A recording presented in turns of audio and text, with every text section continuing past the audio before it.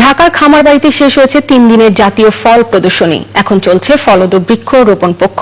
এবার ফল চাষে অবদানের স্বীকৃতি হিসেবে পুরস্কার পেয়েছেন 53 জন কৃষক। সংশ্লিষ্টদের আশা, এই আয়োজন ও স্বীকৃতি দেশের ফলের উৎপাদন বৃদ্ধিতে রাখবে গুরুত্বপূর্ণ অবদান। মুকুল হোসেনের ক্যামেরা সহায়তায় আরো জানাচ্ছেন জহির মুন্না।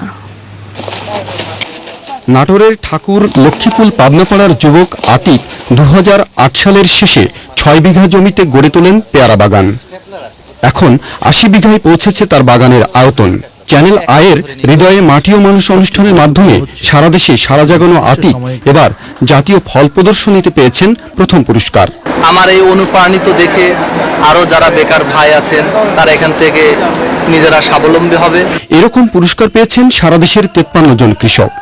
সে সঙ্গে পুরস্কার পেয়েছেন ফল নিয়ে চিত্রাঙ্কন ও রচনা প্রতিযোগিতায় বিজয়ীরা।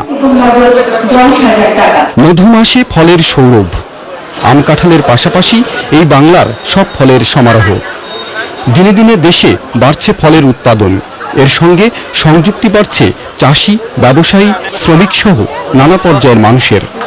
ফলের প্রতি আগ্রহ শুধু নয়, বিশুদ্ধ ফলের খোঁজেও বহু মানুষের সমাগম ছিল 3 দিনের জাতীয় ফল প্রদর্শনীতে।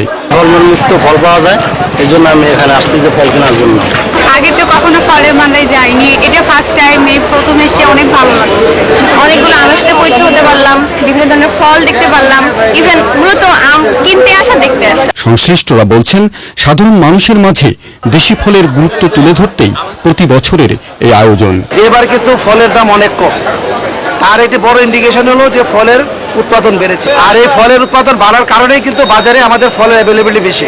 এই যে একটি মোটিভেশন এসেছে দেশব্যাপী এবং মানুষ ফল গাছ লাগাচ্ছে এবং ফল থেকে যে আর্ন করা সম্ভব হচ্ছে, তারই কিন্তু একটি উদাহরণ। এই মেলার মধ্য দিয়ে চাষি, ব্যবসায়ী, উদ্যোক্তা সবাই খুঁজে পাচ্ছে নতুন নতুন দিক নির্দেশনা।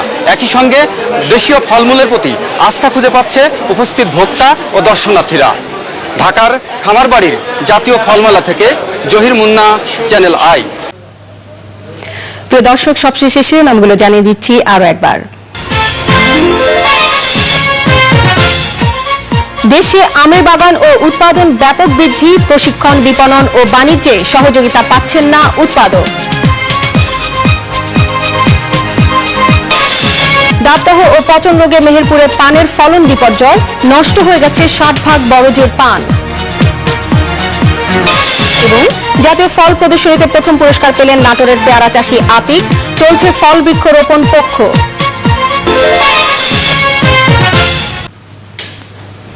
চ্যানেলের কৃষি সংবাদের আজকের আয়োজন এ পর্যন্তই। পরবর্তী সংবাদ আয়োজনে আমন্ত্রণ জানিয়ে শেষ করছি। ধন্যবাদ সবাইকে।